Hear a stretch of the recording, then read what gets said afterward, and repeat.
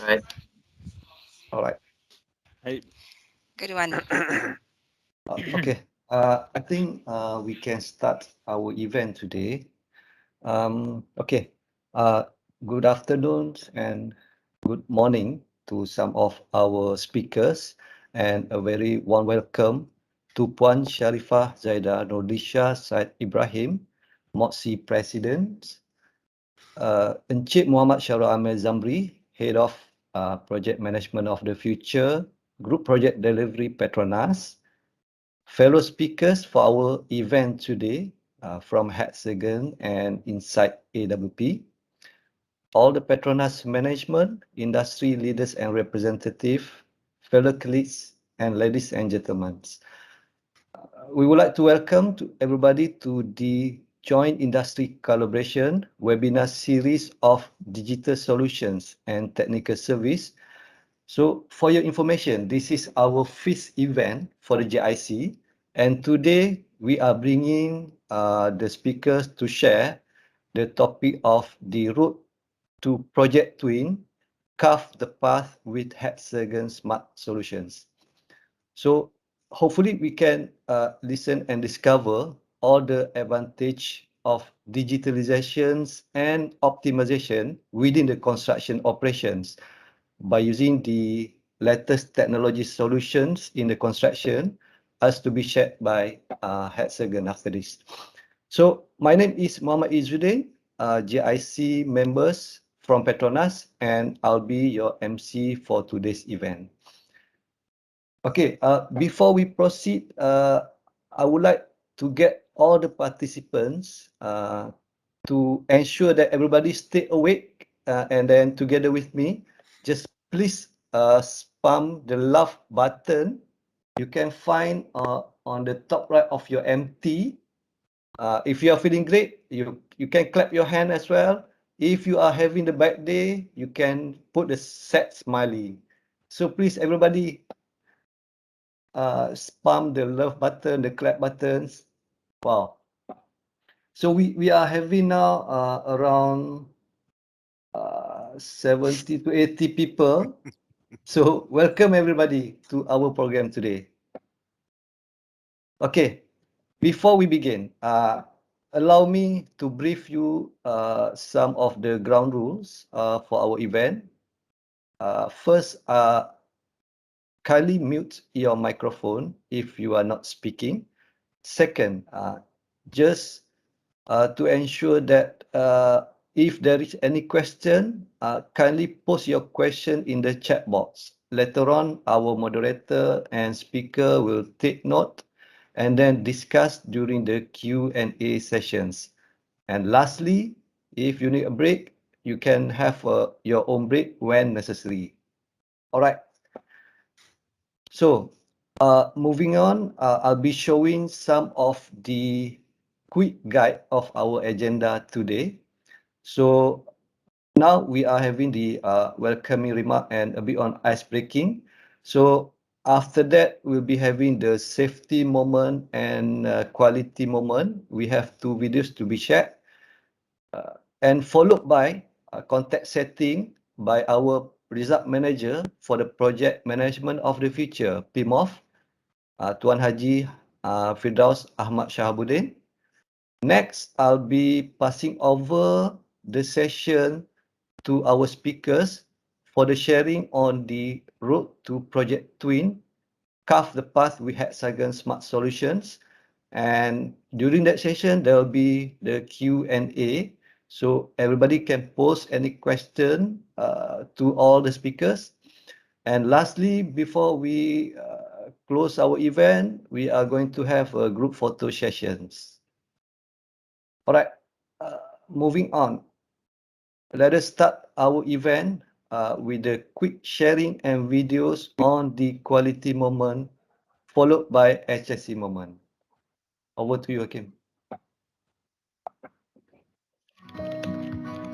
Whether you're working from home, remotely, or even on the road, the way we live and work is always changing. Working in a changing environment can create worry and feelings of stress, uncertainty, and loneliness, which can have a negative effect on our mental health. However, there are things you can do to help you stay mentally healthy in your workplace, no matter where that is. Keep to a routine with clear start and finish times in a designated workspace. Be sure to take regular breaks, get physical exercise, and switch off after work. If you're able to, participate in opportunities that let you reconnect with co-workers. Schedule regular catch-ups and chats with your colleagues, either online or over the phone, to maintain connections and stay in touch.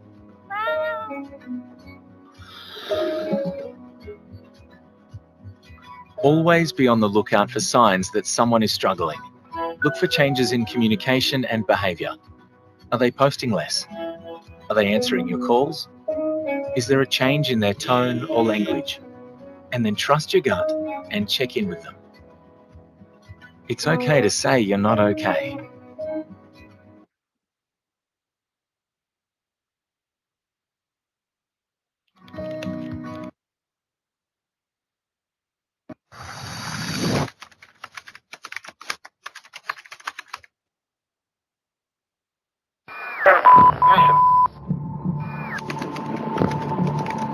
Engines throttling up, 3 engines now at 104%. Challenger, go and throttle up. Looking very carefully at the situation. Obviously a major malfunction.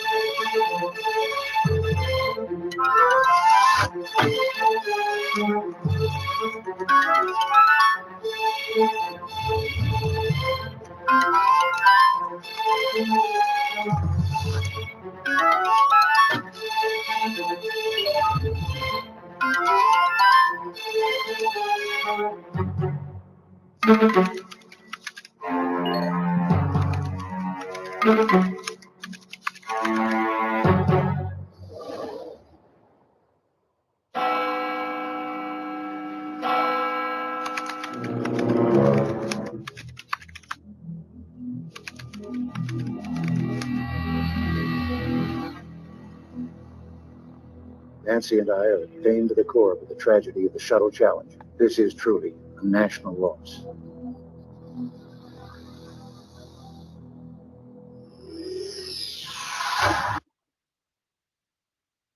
Okay, thank you very much, Hakim. I think some of us, if not majority of us, currently working from home. Um, just now, if you can see the first video, that will be very good sharing for us to consider the tips from that video. So we might not be able to have a physical conversation with our colleague, our friends, and our buddy. So very limited opportunity, especially in Malaysia right now.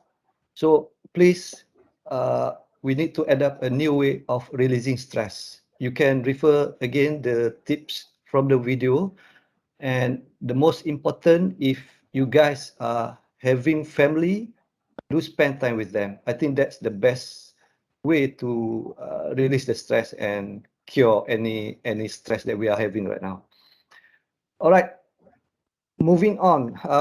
Let's continue our event by inviting our result manager of the project management of the future, Haji Fidaus Ahmad Shahabuddin, for a quick context setting for our event today.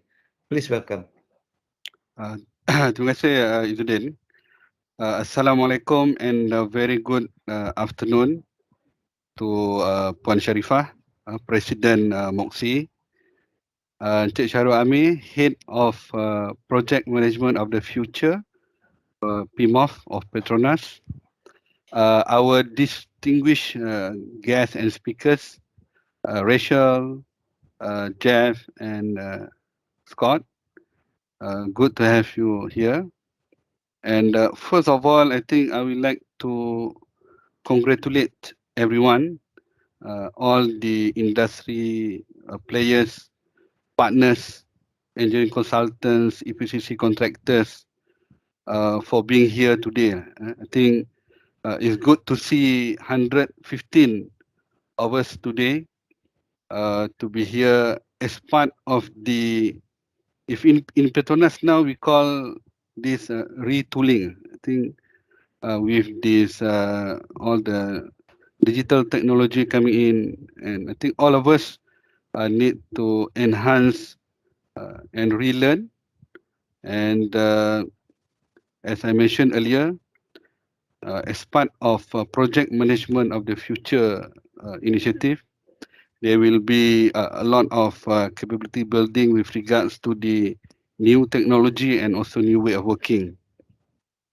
And good to see everyone. And I think I would like to thank Puan Sharifah for, I think this is a co-event. I think we've seen that MOXI have been very active in supporting Petronas in the journey of joint industry collaboration, JIC. And I think it's going to be very difficult also for Petronas to get, I think, this very good numbers lah. And we can see a very good synergy, and it shows that if Petronas and also the industry, if we really put our effort together, we can accelerate lah. I think we can do this separately on our own, but I don't think we can achieve the same pace that we are doing now. I think we started JIC maybe 2 months ago, if I can recall lah. And from that 2 months ago, I think we have done a lot of engagement, sharing, and touch point. And I think that's a very positive way forward. Let's continue doing that more. And I was informed by Al and Izzuddin and the team. This is only one of the series. There are many more, kan? I think there are many more. I'm not sure how many series, but 4. Okay, all right. And let's take the opportunity to learn as much from the sharing by the expert, and let's understand the subject so that we can accelerate and be part of Petronas' aspiration to deploy and implement the industry best practice for advanced work packaging and also project production management. And as we discussed earlier during the session with Puan Sharifah, we need both. Petronas and also the industry player to work together for the success of this. So I think enough said. Without further ado, I think I pass back to Izzuddin, and I hope for the next 1 hour or 1.5 hour, let's learn as much as we can from the session. With that, thank you very much. Izzuddin, pass back to you. All right. Thank you, Haji. Okay, moving on. Before we pass our sessions to our speakers, I think let me introduce our speakers today. So we are having 3 speakers joining us. First, I would like to introduce Mr. Scott Hoskins. Scott Hoskins, you on the camera, right? Okay, all right. Can say hi. Okay. Hello, everyone. All right, thank you. Mr. Scott Hoskins currently holding position as a senior industry consultant for the Hexagons.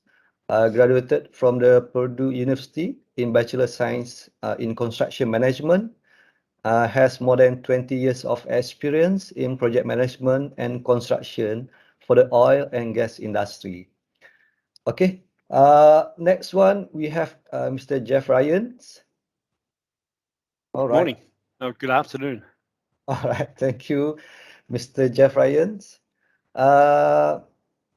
Mr. Jeff Ryan actually currently holding as a CEO for the Inside AWP. He started as a pipe fitter in 1992. Correct, Mr. Jeff?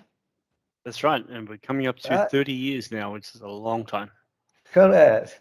So, and now he's the owner and then the AWP project manager at Inside AWP for the past 25 years. I think such a remarkable journey for the Jeff Ryans. Welcome, Jeff Ryan, for the event today. Thank Okay, you. next one, we have Iron Lady. We have Miss Rachel Yi, Hexagon Industry Consultant. All right. So I think some of us already know and familiar with her. She's very active doing the AWP implementation within Malaysia as well as the Asia Pacific through the Hexagons. And then she's heavily involved in the offshore and onshore type of projects for more than 15 years, including Petronas package under Rapid. I think that's for the past 3 or 4 years previously. All right. I think that's a bit introduction for our speakers today. I think I'll pass over the session to Mr. Scott to proceed. Thank you. Okay, thank you. Can you just confirm that you can see my screen? Loading. All right. I can, Scott. Okay. All right. That's great. Well, thanks everyone. And hopefully there should be some subtitles below, and I think it will only show for me who's speaking, and because it's I'm presenting the slide deck, so whenever Jeff speaks, you may not see subtitles. And if they happen to be a bit inaccurate, forgive us. That's Microsoft's issue. So that's a PowerPoint thing. So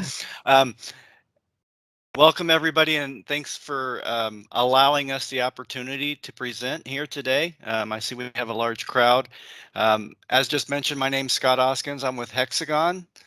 And first of all, we're just going to start off to give you a quick briefing of Hexagon as a company. As you may or may not know, we are a technology company.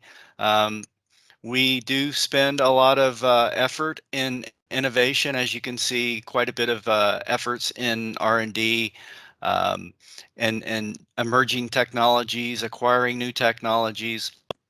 And one important thing to note, and you'll see from Hexagon as well as PPM, which is the division I work for, we have a global presence. Rachel's in Asia Pac, we have quite a strong presence, and I would say we have a very balanced presence across the globe. So as you can see, I'm calling in from the US, and we have presence in Asia Pac all the way through EMEA, Australia, and quite globally. So a little bit more in detail, as you can see, Hexagon has several different divisions. As I just stated, the second one from left top is PPM. That's the division that Rachel and I are representing. But Hexagon has a whole host of technologies spanning from manufacturing intelligence, where we have a very large presence in robotics in the manufacturing space, on autonomous vehicle technology for autonomy positioning. Same goes for mining, agriculture, heavy into geo solutions in those areas, geospatial, safety and infrastructure. You may or may not be aware, we have a very strong presence for example, the dispatching system for your emergency response for fire, injuries, police. Anytime there's a call, emergency call, there's a very good chance that's Hexagon technology you might be, your emergency services might be using. And we also have geosystems. So as I stated, we're representing the PP&M portion of the portfolio. A little bit more about Hexagon PPM. You may know us best through our design tools. It's the Smart 3D, Smart P&ID, Smart Plan Instrumentation. But I think the important thing to note here is we have solutions and tools spanning all the way from initial concept of your projects all the way through your construction, well into operations. And we now also have security for cryptography and all the way through. So all the way from initial inception of projects all the way through into operations. And we have a full and balanced suite of tools for that. And what I would like to say is I think we're one of the few, if not one of the only ones in the industry that offer a complete set of solutions from beginning to end. Okay, now I'm going to pass it over to Jeff. You want to give a little insight, no pun intended, into Inside AWP?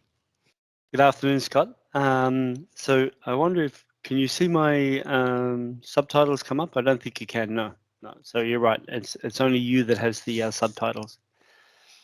Okay, so first of all, good afternoon. Thank you for inviting me. I'll tell you a little bit about Inside and AWP.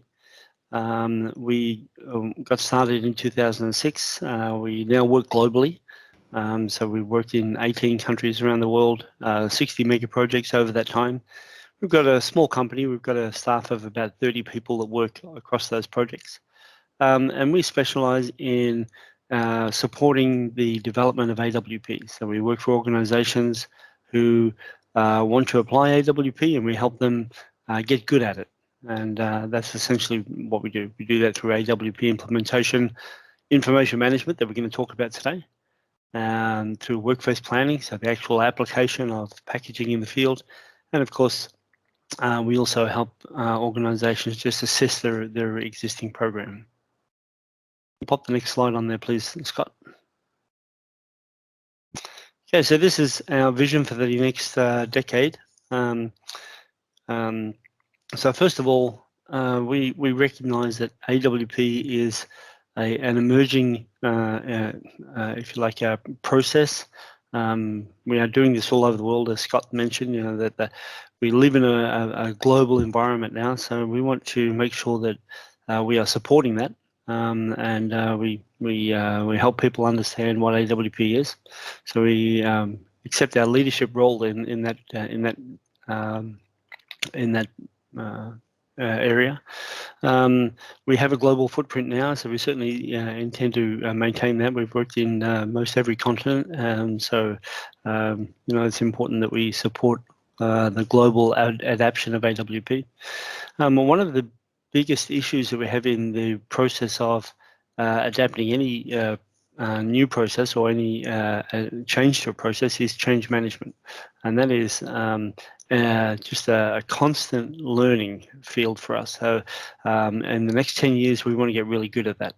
And I think you guys are all quite aware of that. You know, that that's why we're here today. We're talking about, well, if we make changes, what is it going to look like? How's that going to affect us?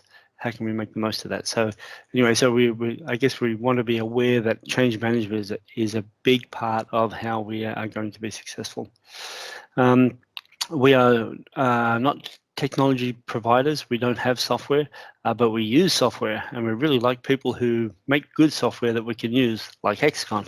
And so we want to make sure that we are supporting technology development by helping them understand specifically exactly what we need to accomplish with their software. And of course, one of the reasons that we are who we are is because we have really, really good employees. And you get there by treating people with respect, and we want to maintain that and be the employer of choice in the industry. All right, I'll kick this off, Jeff. So a little bit about our relationship between Hexagon and Inside AWP. I think the one key to this, and Jeff, you can chime in here, but what I wanted to set the stage with is there's a lot of engagements, and I'll say Hexagon as a technology provider will get into a lot of engagements where it's quite apparent that our customers or potential customers, you know, are looking for a little help. So, for example, you know, we're very experienced in bringing software solutions to the table, and I'll say I'm a subject matter expert myself, but one of a few in the company, and that's we don't have the breadth of what Jeff and his company can bring. So there are very likely occasions arise where it becomes apparent where potential customers are needing some additional support, some consultation, some work processes to enable or facilitate the successful implementation of the technology and in your projects and your operations. So we like to see it as kind of a 2 + 2 = 5 scenario, which is where when any one of us come to the table, when we join forces, and that's with Jeff and his experienced team coming and helping with work processes and explaining the process, having the boots on the ground to actually help customers get through that all the way through implementation. There's added value as opposed to just Hexagon or Insight coming to the table. Yeah. And of course, the value for us, Scott, is that we don't have to be in the technology business. You guys do a good job of it. We can focus on what we are good at, which is process. Right. And likewise, good relationship. We're not into the business of what Jeff does either. Yes. Okay. So I always thought that one of the strengths in our relationship was that we didn't have a formal relationship. And it was stems from a conversation I had with Michael Buss many years ago, where we were talking about how should we operate with each other, and I think it was Michael that suggested that, well, you guys keep doing a really good job, and we'll keep creating really good software, and while we are the best in the industry, we will work with each other, and then of course the accountability and responsibility is on each of us to do really well, so that we are the if you like, a partner of choice. So. Right. So we do business with each other by choice. There's no contractual or agreements in place behind the scenes. And I think we want to be very upfront about that. So we do business, and we do quite a bit together, and it's all by choice. Obviously, whenever an engagement comes up, I'd say most of the time, and we do have a choice if we want to bring someone else to the table. But for the most part, we're recommending Jeff and his team. And hopefully likewise, Jeff, with Insight. For sure, we've got lots of examples, good examples behind us now, where the client has asked us for our recommendation, and we've said, hey, if you want to do this right, this is what we would recommend. And of course, we've got some great examples of that working out very well in the industry right now. Right, and I don't just quickly, and we do, we can sit down at the table and be very candid with each other as well. When we have some challenging situations in real life, and situations present, we know each other on a first name basis. And for example, Jeff and I think it's almost 20 years now. Jeff and I were in the industry together, up in the oil sands. So we do know each other, and we do have a long history. It just so happens, coincidentally, I'm now with Hexagon and he's with Insight. So it is coincidence, but we do have those relationships to where if things need to be tweaked or changed or improved, we definitely have those communications in place. Okay. So I wanted to go ahead and start the session, the main portion of the session, with talking about starting with the end in mind. I'm sure you've all heard this before, but really and truly, when we're talking about digital or AWP engagements, and Jeff, I want to get your feedback on this, but we're really talking the early engagement, all the way in the early design and concept phases, all the way through. I think, Jeff, we lost your video, and I hope we didn't lose you. But I think in today's day and age, we don't even consider anything other than a digital strategy. But I think the point being is this is a foundational element. It basically sets the stage for your AWP implementation or your project implementation. And we would say it without it, I don't know, I don't know how you could set your course on a path for success without a digital strategy. And this is where, Jeff, you guys really come into play. And that's a good point, Scott. That if not digital, then what? Mm-hmm. So basically, we sort of know that we need to be in the business of digital information and data. Right. So from our perspective, Hexagon, I think I kind of covered this in the intro slides, which is we have a full suite of tools all the way, very robust and very complete in the engineering and design space. What you'll see is we also have a very firm footprint in procurement, construction, completions, all the way through into operations, which is we won't so much cover in the project space. So a lot of context there, but starting, and I'll say, and hopefully you'll get an idea of how important it is to start, I'll say, in the design or early phases with that strategy before, let's say, before any of the tools are actually even employed. And this is where, a relationship or having someone like Inside AWP and Jeff and his folks involved early to help set the stage to devise that strategy. And obviously Hexagon sits very squarely and firmly, and we are there for that portion as well. But to get that strategy in place, and not only that, the work processes behind them and the alignment. Yeah, so we're going to talk a little bit more about this when we talk about attributes, but we think about data as having publishers and consumers. So what you're talking about now, Scott, is consumers. Now we have to think about what data do we need and how we're going to use that, and who needs this information down the road. And we need a sort of a map of all of the users of information at the start of the project, so that we have exactly what you said, Scott, this strategy that says, hey, we're going to have to produce this data as a commodity, and we need to have it in a format that is usable down the road. And we need to be thinking like that on day one, just as you said. Right. All right. Okay.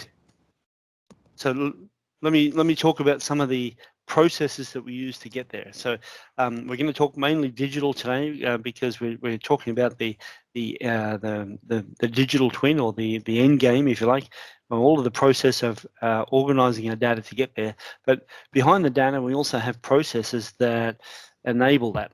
So this is one of them. So typically at the start of a project, we would have a series of workshops that develop the path of construction.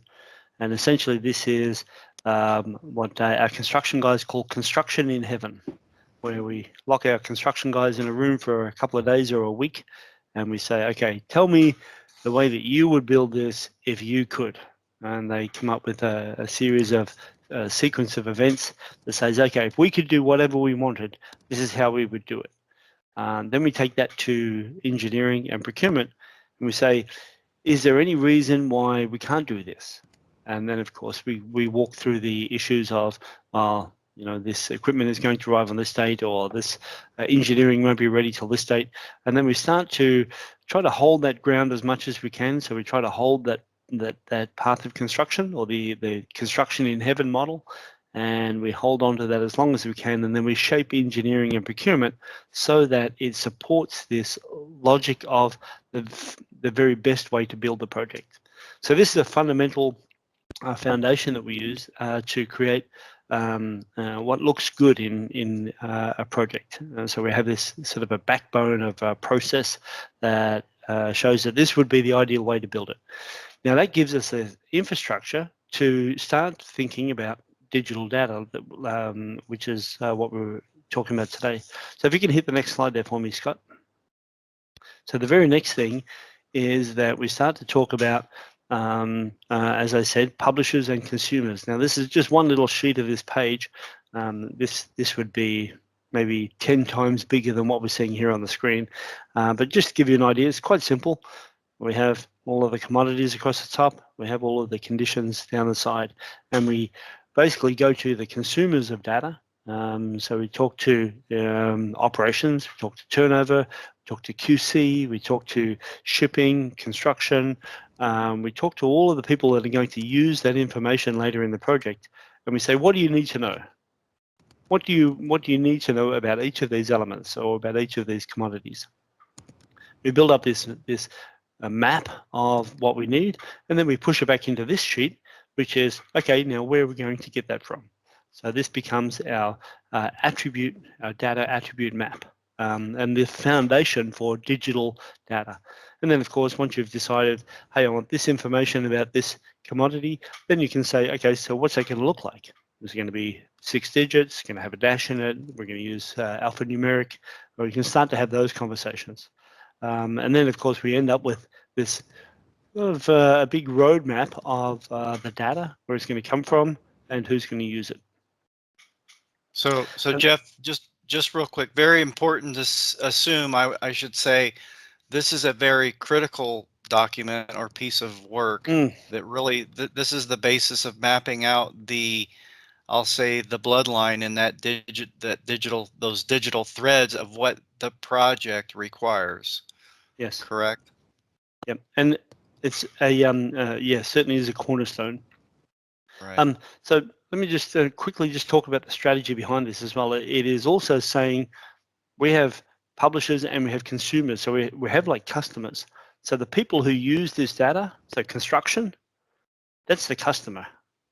That's who we're trying to make sure that so first of all, AWP is designed to make the construction team successful. That's what we're trying to do. So they become their requirements or their wishes become very important to the rest of the project. And this is a way to lay that out. Mm-hmm. And also what you see here, you see division of responsibility. So this is data that is owned or originates from different sources. So Yes. this is all, it isn't just one entity of what the attributes we require, for example, from engineering. It's a whole host of different, I'll say, inception points or applications where this information comes from, initiates, and or goes to. Okay. Yep. Absolutely. Right. This is the foundation. All right. So I wanted to back up. So I wanted to put this in the context a little bit for understanding. And we've heard, I'll say we've heard through the industry, and I'm borrowing this from another customer, but really, if we look in the terms of what we're talking about today, think of that as the short term, which is project execution, AWP, and we're trying to streamline. And as you know, there are plenty of gains and a lot of efficiencies to be gained there of very high value. That would what we would consider the short term.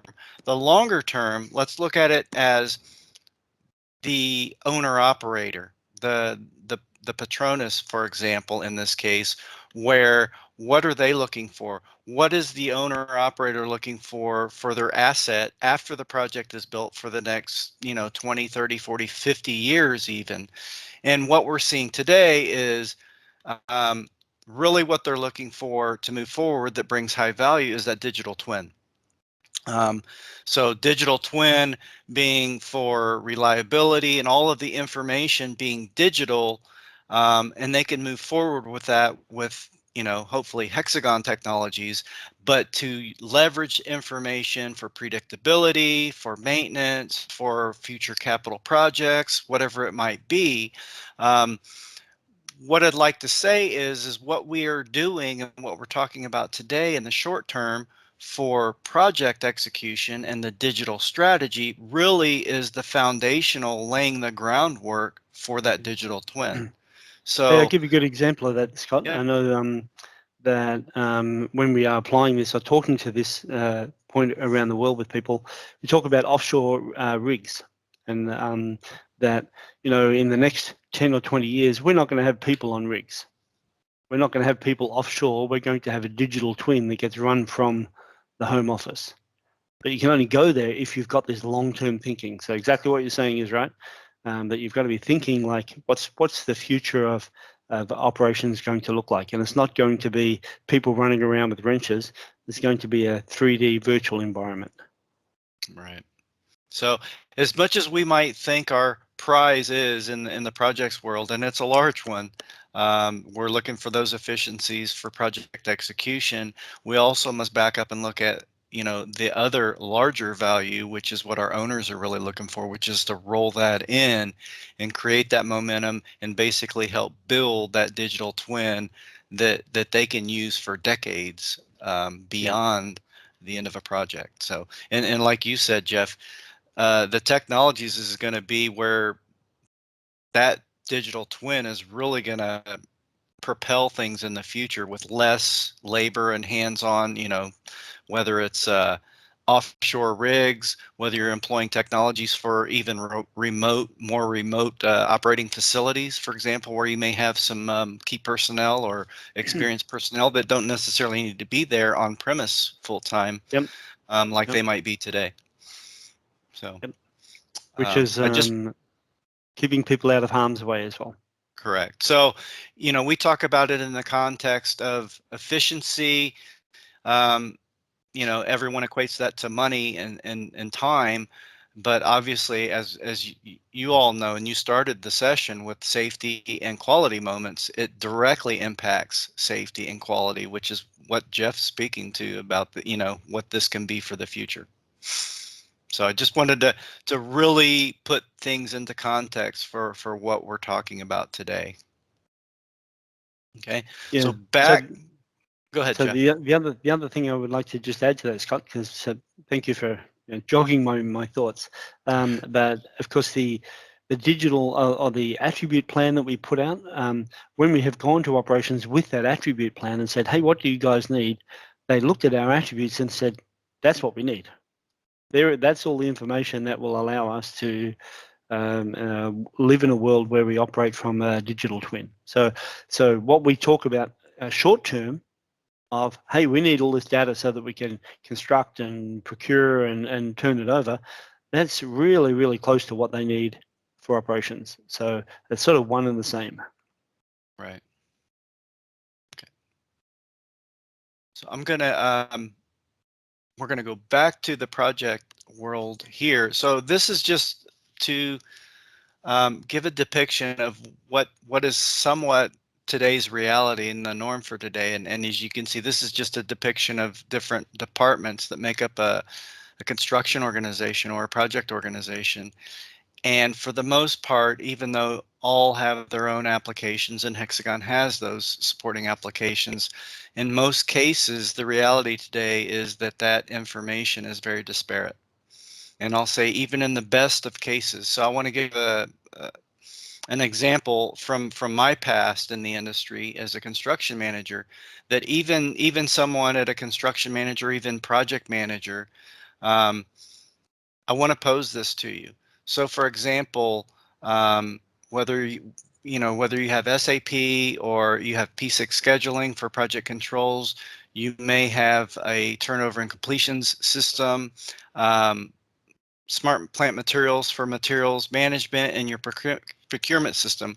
The point being is all that information is out there to be had, but even someone in the role of a manager or even a director certainly will not have user access to all of those different applications, even if they're disparate.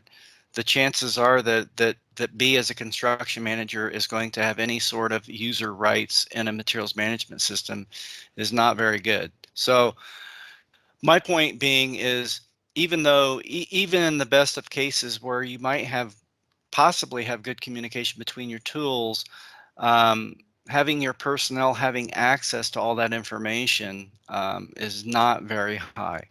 So what do you have anything you want to add to that, Jeff, before I show the future state or the? No, just exactly that, Scott, and that is, Okay. We produce data for a reason, and the reason is so it can be consumed. Right. People need this information, this data. So we need to do that by design. We need to think about how they consume data, and we need to produce data so that it is consumable. So the map you've got up here is perfect. It is saying, you know what, when we talk about materials, construction supervision, HSC, QA, that all needs to match. We need to be able to think about data and across all of that. So we need an overall plan for data management. And one thing I should also say is all of this data already exists on every project you've ever worked on. Right. And it should have been at your fingertips, but it's not because Right. we don't have it in a managed environment. Right. And that's the thing to note. So what we would like is to have some sort of environment where you can get access to the information. And as Jeff just stated, the information that has always been there on projects. You know, none of this information that we're talking about is anything new in the past few years. It's always been out there.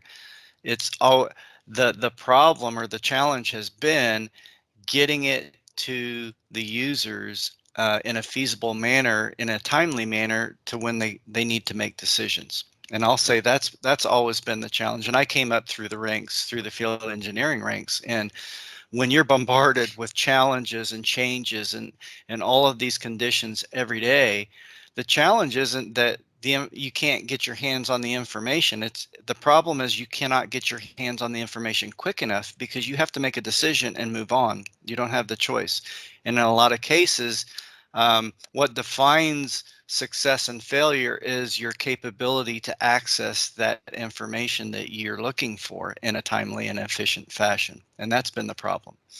And I think what we'll talk about, and I'll say from a Hexagon perspective, and Jeff focuses on it very heavily, is putting all of that information in front of the personnel and the users so that they can access it when they need it.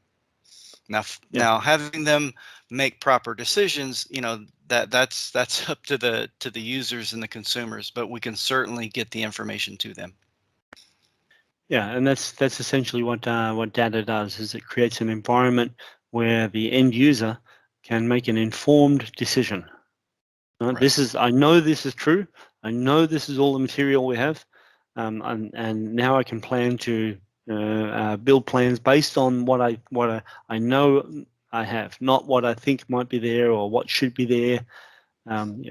It's a sort of a reality check, if you like, real data in a organized, managed environment, so that you can trust it. Right. Okay.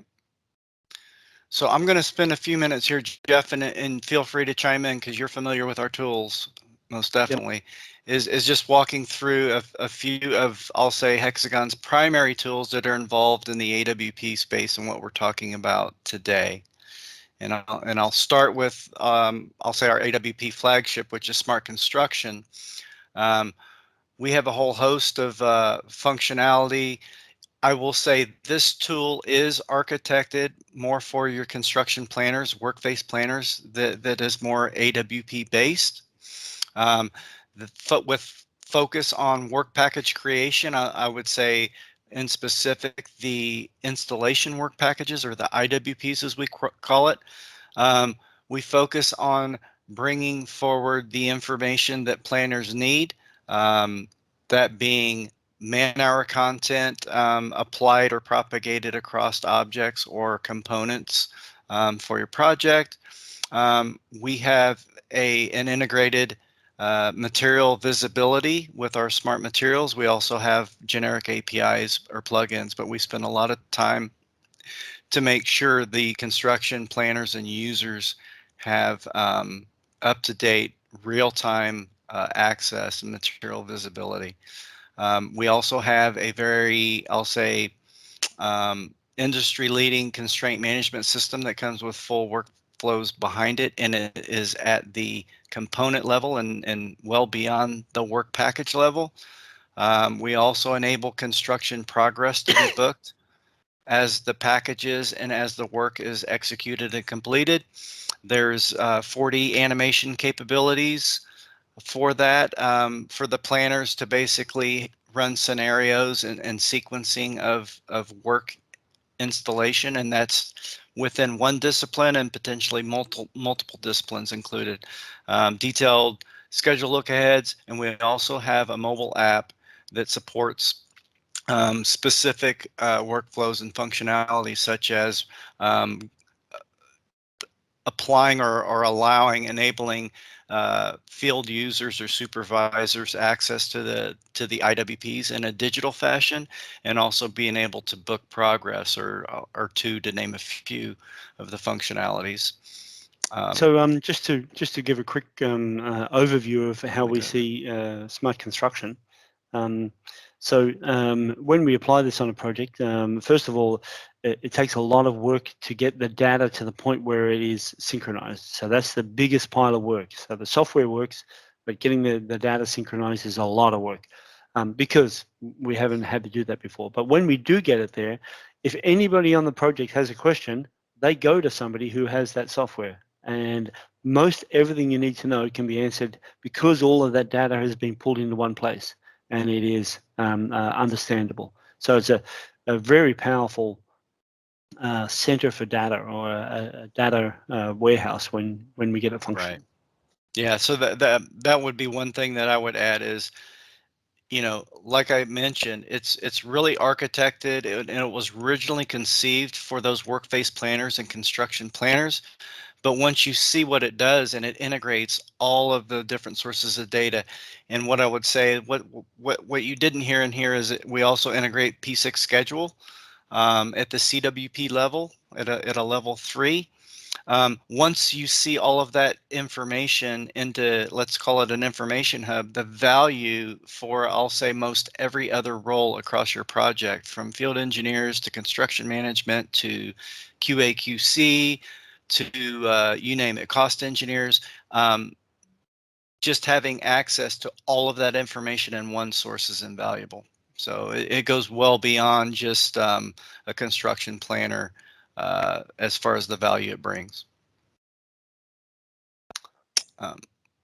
This just gives you an idea for smart construction of what all it entails. We also obviously consume 3D design data, and I'll say from our tools, it would be Smart Plant 3D, document data management. We also have an integration with Ecosys with respect to progress. And I mentioned earlier our Smart Plant materials. We have a very robust integration with that. We also have a new integration with our Smart Completions. If we have time, I could go into a little bit more on that when we get to Smart Completions, and as I mentioned, on the mobility side. Anything to add on this, Jeff? Just you know, we coming back to our attributes again. You know, one of the key attributes is how we're going to turn this plant over. So each one of those components we talked about in the attribute table needs to be linked to a system for this purpose, for this very purpose, because we know that eventually we're going to turn it over. And we want to know what are those groups of components, so that we can go into the 3D model, isolate everything else, and just pull up one turnover system, overlay that with progress, and say, okay, so what's done and what's not done, and then overlay that with material and just say, okay, now for the stuff that's not done, do we have the material? So I guess very complementary for the system of turnover to have that data in one place. What are we going to turn over? Is the work done? Can we turn it over? And then, of course, completions will say, if you're going to turn it over, you're going to need these documents. So it's sort of like a hand in glove fit with the logic that, hey, we're not just building this, we have to turn it over. Right. Right. Okay. So smart materials, I mentioned a bit about it already.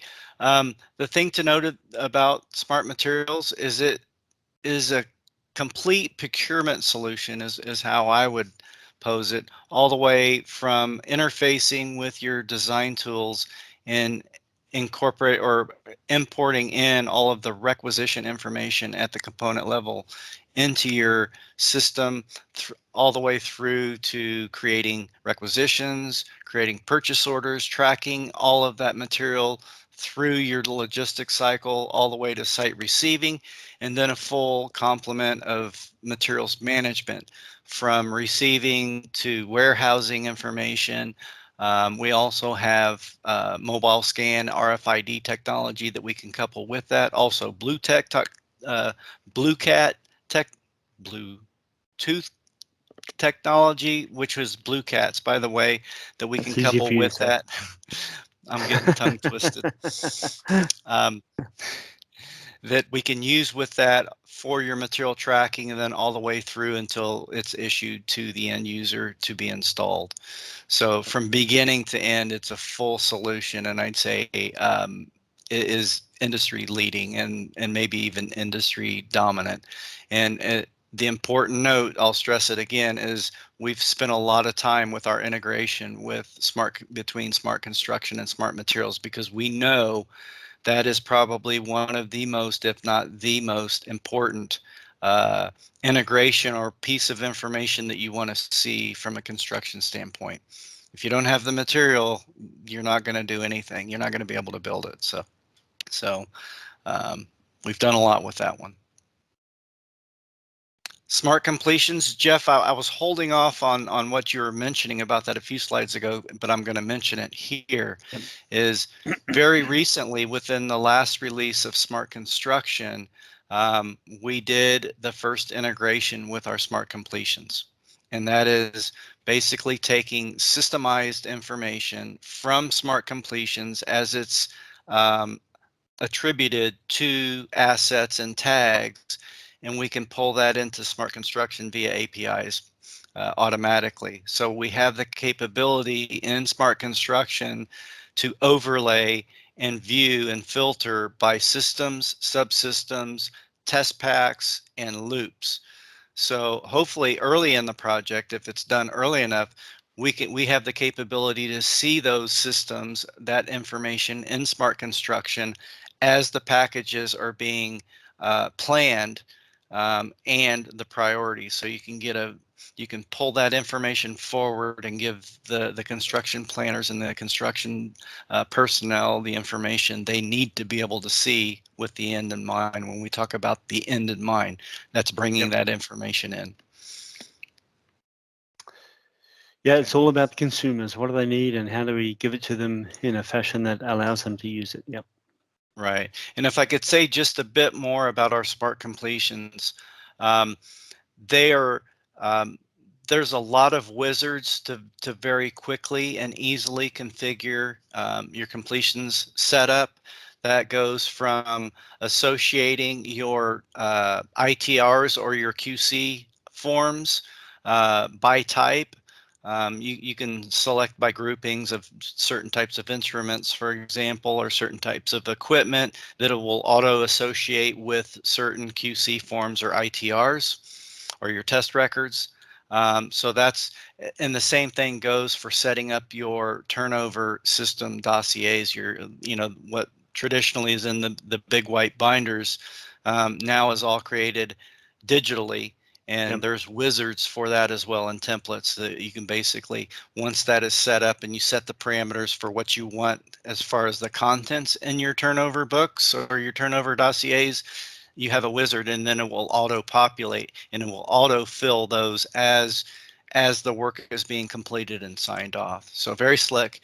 The other big thing to mention for smart completions that I think is very important is the mobility side of that, where we can basically take those inspections or those sign-offs on a tablet out to the field and have them signed off in real time. And there's sign-offs that go into the system. There's online and offline capability. So if you have sites where you do not have Wi-Fi coverage in your operating plants or in your sites, they have offline capability. But the important thing to note there is everything is digital as far as the sign-offs. And in the case where you have multiple sign-offs, for example, if you have a test like a hydro test, and let's say you have a contractor sign-off, you may have your main contractor, field engineer sign-off, you may have QA/QC sign-off, and you may have an owner rep, for example.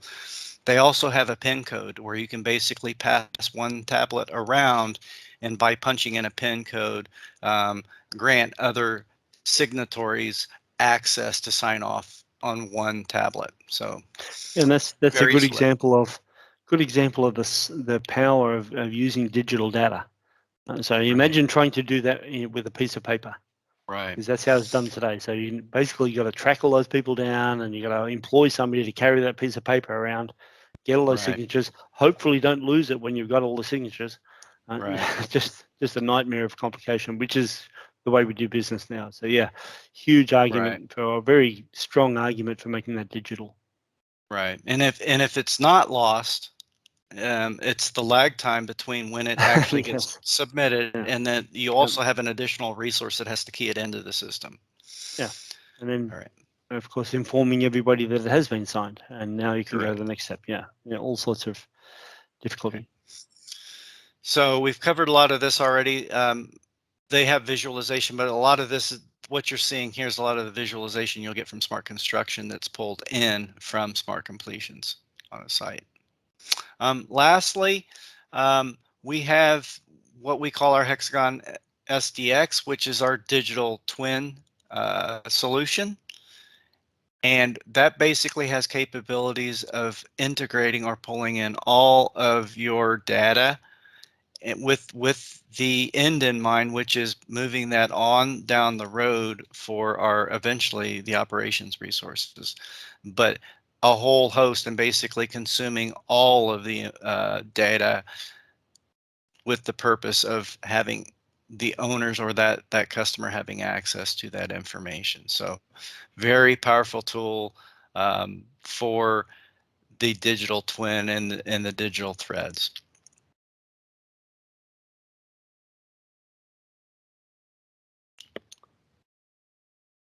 All right. Yes. Okay. Hey, I see we've got a couple of questions up. Do we want to hit the questions as we're going, or are we going to catch those at the end? I think the plan was to catch those at the end. So I think we Okay. have a few more here. I think we have one here, Jeff, and then another one, and then we can get into the Okay. Q&A. I'm thinking that one of these questions sort of relates to the next slide here. So. Okay. This one here? No, Or the next slide. The next Okay. slide. Yep. So when we talk about actions and strategy. Okay. Okay. So why don't we go ahead and talk about this real quick, and then we can get into the Q&A. So takeaways and calls to action. Jeff, you want to cover this, or you want me to? I don't. Have you changed the slide, Scott? Because I still got the. Oh, do you not see takeaways and calls to action? No, well, I can see it on my. No, I can't see it on the presentation.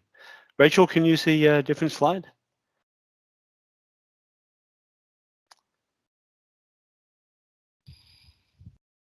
You guys are frozen up a little. Hey. I'm gonna jump out of presentation mode real quick in case I froze up. Okay, yeah, I think maybe that's what it was. Is your image was frozen for a good while there, so I'm thinking that maybe. I'm sorry. Okay, so anyway, maybe I'll just talk to that for a moment while you're getting that going. So one of the question was talking about data synchronization, and that it takes a lot. Yeah, there. Okay, now we can see that. So that's good. Sorry about that. So the question is about the level of effort, I guess, it takes to synchronize data. So this is a great feed into this slide, and that is, yes, it does. It's a lot of effort. And if you're going to go down this path, you need to be thinking and strategizing on how you're going to do that. So this first bullet point here that says create a digital strategy is the answer to data synchronization. So first of all, why wouldn't you go there? Why wouldn't you have this data talk to this data, talk to that data, and have a sort of a common one language across the project? You know, it's crazy at the moment. It's like we have 5 languages on a project, and those languages don't translate to each other. And everybody has to try to figure out, you know, what's this alignment in QC that is different in turnover, that is different in construction, that has nothing to do with materials that we've received, and the schedule is its own beast that has a different language altogether. Well, you know, there's no reason why we would do that. So that this strategy of having one language or one data pool, data warehouse, synchronized data is the foundation for harmonizing all of those elements. Same data, but just organized differently so that it talks to each other. So anyway, so that's your call to action is go there, have a strategy that says we're going to do this. We are going to be digital. Then, of course, start to build the meat around what that actually means. Yeah, and I want to jump in real quick, Jeff, before you move on. Please do. Just something came up is, you know, anyone can have, you know, even Excel spreadsheets or something as far as applications, and throw them in a pot and say we're integrating our data and having that in one source. But when you know, I'll say from a management perspective, or when you start to try and read that information and it's not aligned, let's say from a change management or synchronized, it's very confusing. So it's not that easy. You can't just take any tool and throw it in and say, hey, my project or my data is integrated, because it will be a mess. And what I'll say, and I'll speak to Hexagon, is that is one of the strengths that we provide, is that change management. So when you refresh your data, for example, you'll get flags and notifications that certain information has changed, and that's very important. So if you just slide in a lot of changes under the without the users knowing about it, it could very well could be impacting your plan and your job or your project, and you don't even know it because there is no notification. So I just want to make that point. A big difference between just throwing everything into a pot and saying, I've got it all. Yeah, big difference between having everything and knowing what you've got. Yeah, yes, exactly. So sorry about that. Go ahead. No, that's perfect. So just to hit a couple of, and that actually rolls quite nicely into the next call to action, and that is, Scott and I live this world. We do this. We do it all over the world. We do it for clients everywhere. You don't have to reinvent the wheel. And we are here as a service to the industry, so that you can jumpstart your path down this digital path. So make use of it, is the suggestion. Figure out who is it that you want to partner with, and of course use them to help you understand what good looks like, and the sort of actions that you're going to have to come to. The third point here is actually really good, and that is, we have to set an expectation for data. And so this is part of the strategy that we need to have everybody understand, hey, we've got this big picture of data synchronization that we're going to use. We've got this software that's going to bring it to life, and we're going to be able to consume all this data, but only if the publishers follow the rules. So the publishers of data have to produce data, think of it as a deliverable. And that's maybe actually a really good takeaway, I think, is in the future state, and for us now in the business of data management, data is a commodity. It's just like steel and pipe and concrete. It is something that we need for the project. It is a deliverable. It's identified in contracts. We have a schedule for delivery. When we receive the data, we check it for quality and format, make sure that it's complete, and then we warehouse it, or we put it away, and we put that in a place where everybody can use it. So we think of it, or think of data as, first of all, you own the data, so you're allowed to ask for it, and then we're going to use that in multiple different ways, but only if we get it in the right format. We make it available to all the software that needs to use it, and of course we have it in a managed environment. So right. And if I can just re-emphasize that bullet point number 4 that says commercially align execution and data strategy and get it in the contracts. That should be like in bold and jumping off the page, because if it's what happens, and Jeff, I know you've experienced this, I've experienced it, and it seems to be the biggest pain point, is everyone gets aligned with the digital strategy and gets down the road, and you go to one of your contractors or one of your vendors or whoever it might be for the deliverables, and lo and behold, it's not in their contract, and they're things are snagged up. Either in some cases the ship's already sailed and they cannot produce it because they're already too far along, and then you're stuck without it. The best case is where there's going to be a change order and they're going to be requesting for additional monies because it wasn't in their original scope. So that's one of the better cases. But I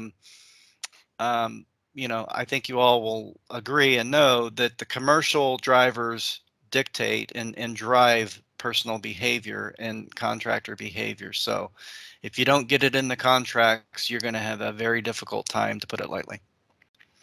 And of course, as we mentioned earlier, Scott, all this data already exists. So they have it. We just haven't asked for it to be delivered. Correct. So one of the other points of the contract is, hey, we expect to be, we're going to get this information digitally. Now, if you've never asked your contractors to do that, and a good example is steel fabricators, if you've never asked them to give you Tekla data, sometimes you have to go there and you have to show them which buttons to press.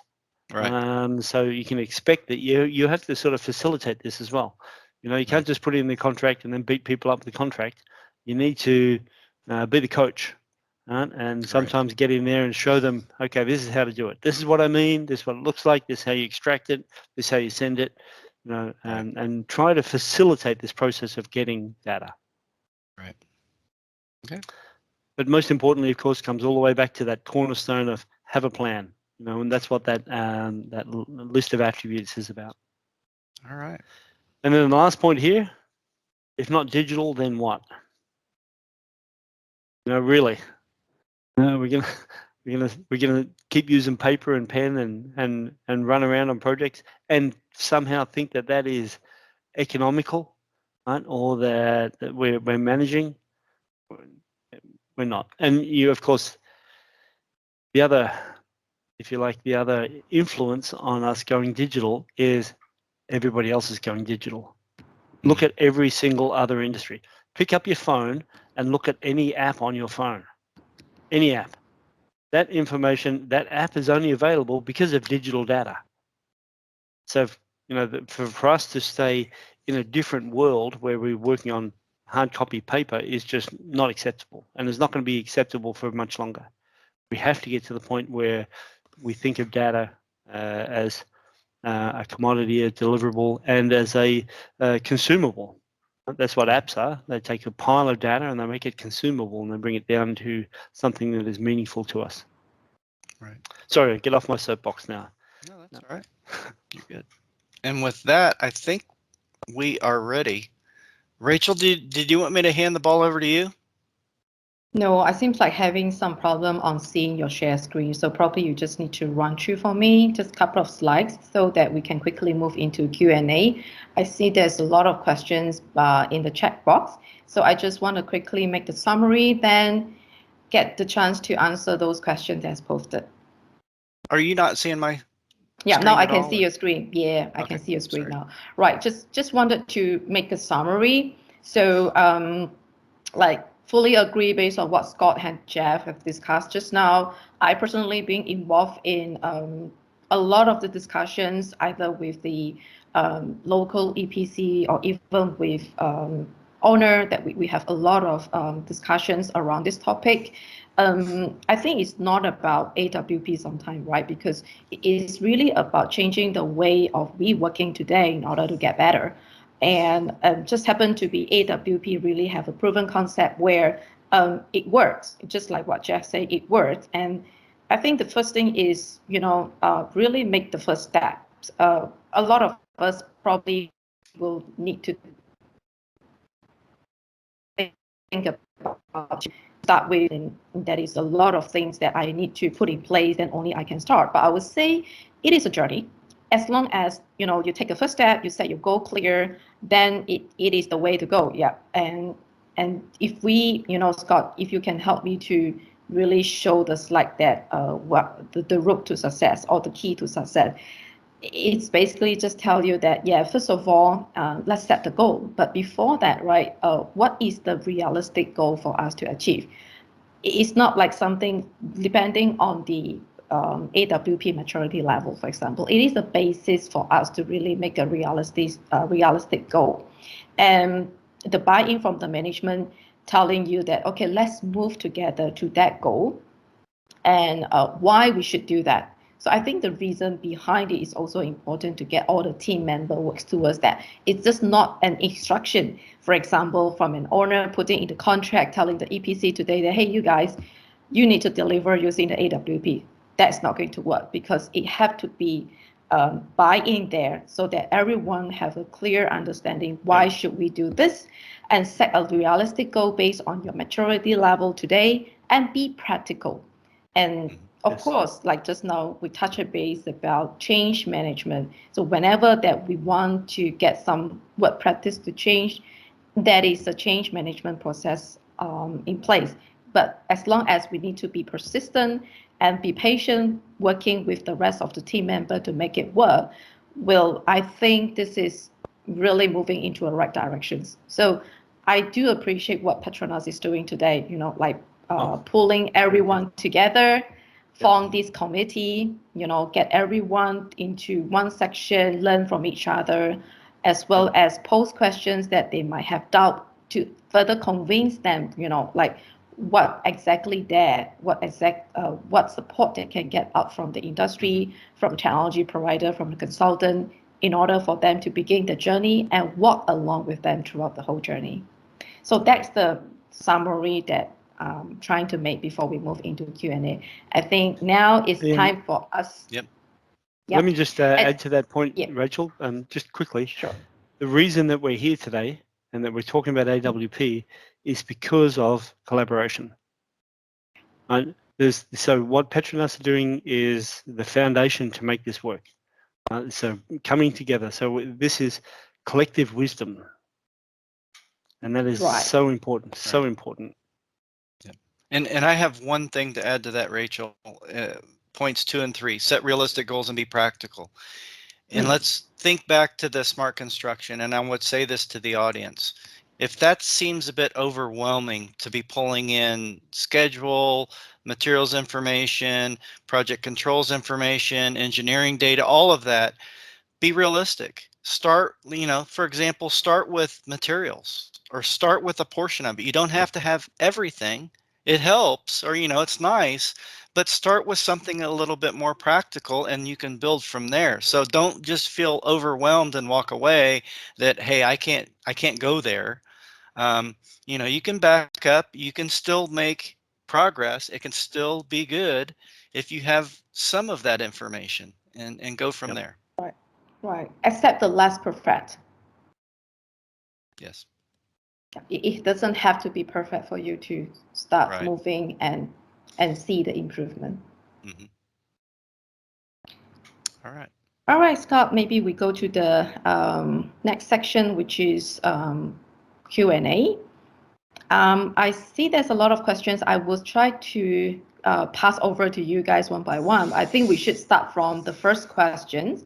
And based on the time, we will see what we are not able to pick up, and then we will reach out to each of the personnel who raised the questions to provide an answer. So the first one from Adam. Yeah, I know Adam from Sapura. I worked with Adam for some times when I based there. So his question is, what is the lowest level of IWP in smart construction? Can it be packaged at component level? So maybe this is the question for Scott. Yes, the answer is at the component level. So there's capabilities. For example, if you wanted to do packaging for fabrication, there's different purposes in smart construction. So you could have the purpose for the purpose of fabrication, and you could also have for the purpose of installation or construction. So you could have it at the component level. Let's say, for example, for fabrication, you could reselect it, let's say at the spool level for installation. Yeah, so Scott, when we talk about that, we talk about the lowest level is actually component and task. So you can, exactly what you said, you can take a component, and this is really, really important because you don't just plan a component, you plan tasks. So the first task is, obviously fabricate it, ship it, receive it, ship it to the site, install it, connect it.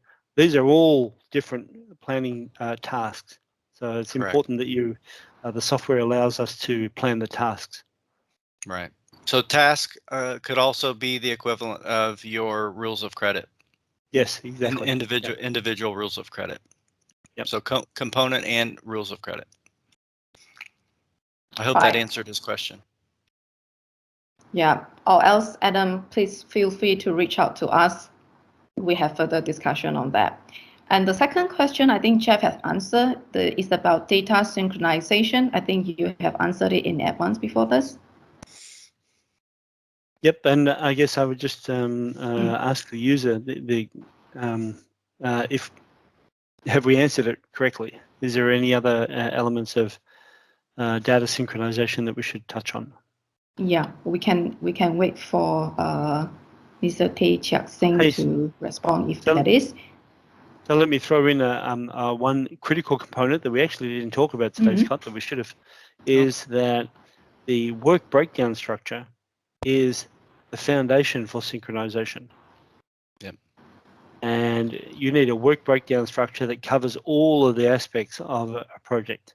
And the same work breakdown structure for cost, schedule, work, materials, engineering, it all has to be based on the same foundation. So that is the very important first step in synchronization. Where it supports the continuous digital threads. Yes. Mm-hmm. All right, so let's move into the next one. Well, this is an interesting one. So what is the difference between AutoCAD BIM, and Hexagon, since most of the operators are using PDMS or AutoCAD-driven drawing? And I saw the second one is relevant to BIM as well, so might as well answer it together. Is it part of BIM or it is different exercise? I will be honest with you and say I don't know a whole lot about AutoCAD BIM, so I couldn't speak as to the differences. I'm sorry to say. So I think I understand BIM is, and I'm not familiar with that product myself. So, but the general concept of BIM, of course, is that you have a model fully populated with data.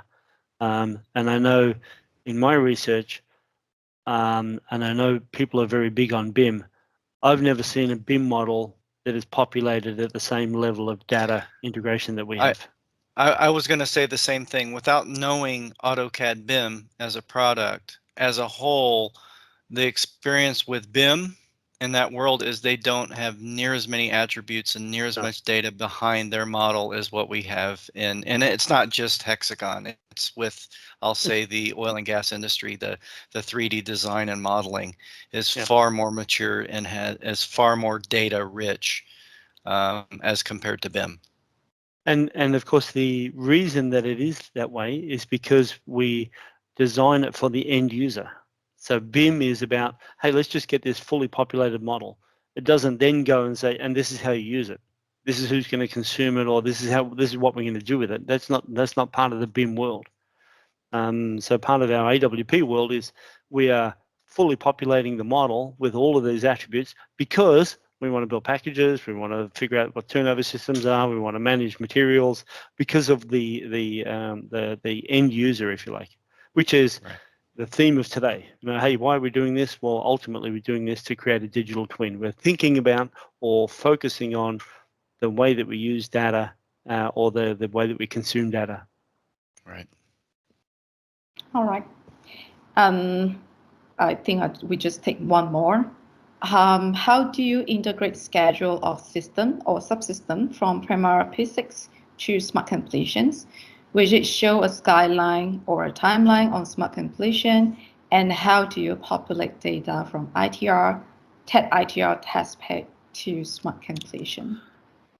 I can't speak specifically as to how exactly Smart Completions consumes it. I will say whether it's an API integration, whether it's through a WBS structure, or whether it's an Excel import. So I don't know that, Rachel. I'm sorry. I probably can add on top of that.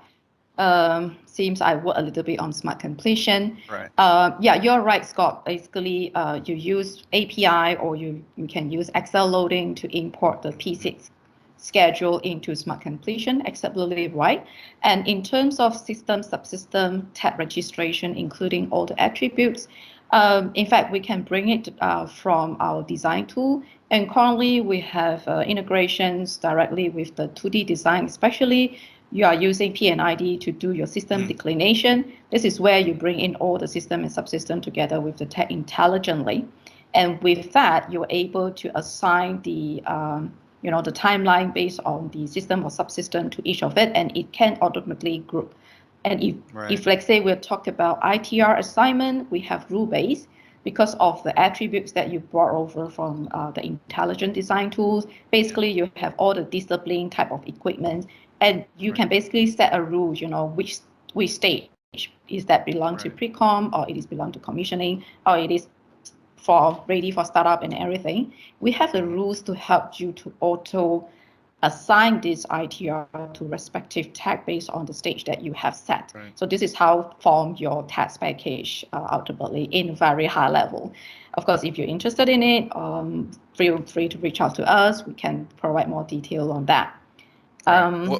What I will say real quick, Rachel, on the actual schedule being brought into smart completions, and I'll say it as a whole, what you won't get, whether you bring it in through APIs, spreadsheet, or however the method is irrelevant. What you won't get in the smart completions, nor will you get it in smart construction, is any sort of logic. What you in essence will get is start dates and end dates.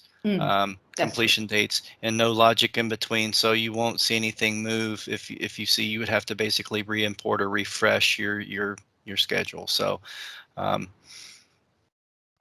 the extent of it.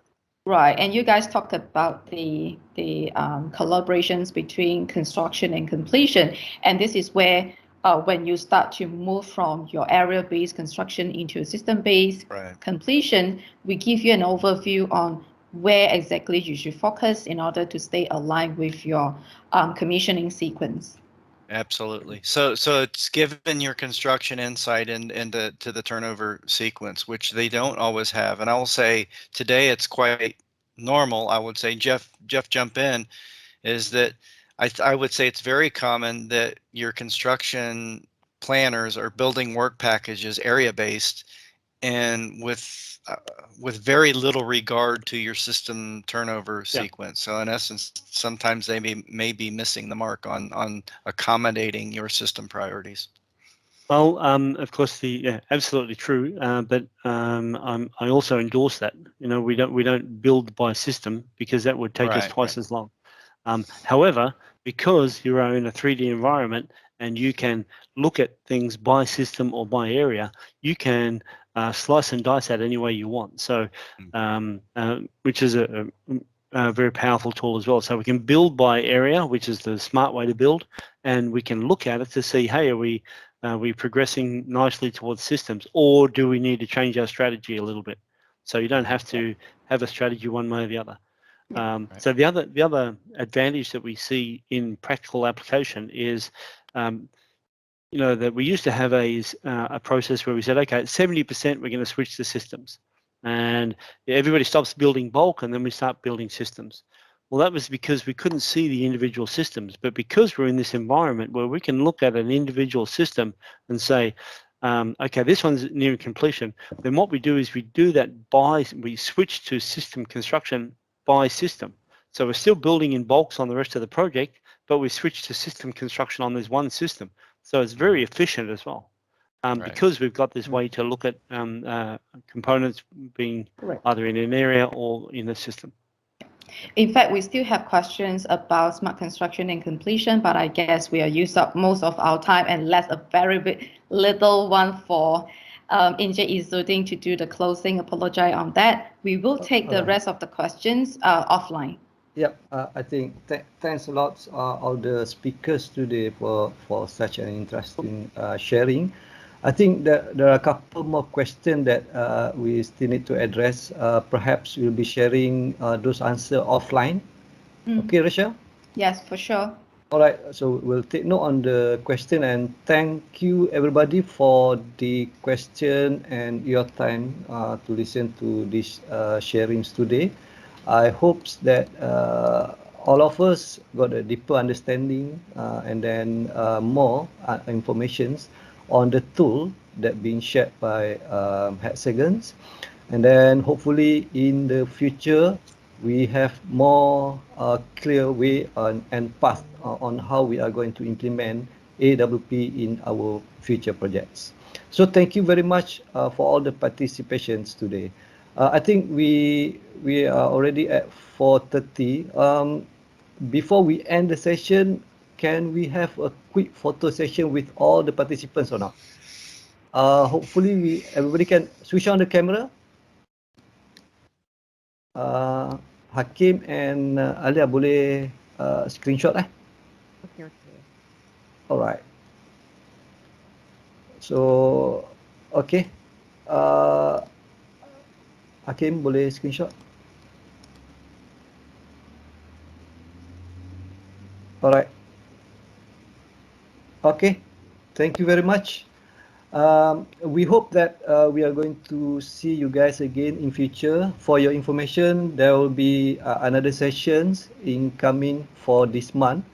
Possibly there will be 2 sessions for the JIC. So stay tuned for our invitations and hope to see you again in future. Thank you very much. Once again, on behalf of the organizing committee, thank you everyone for your presence today.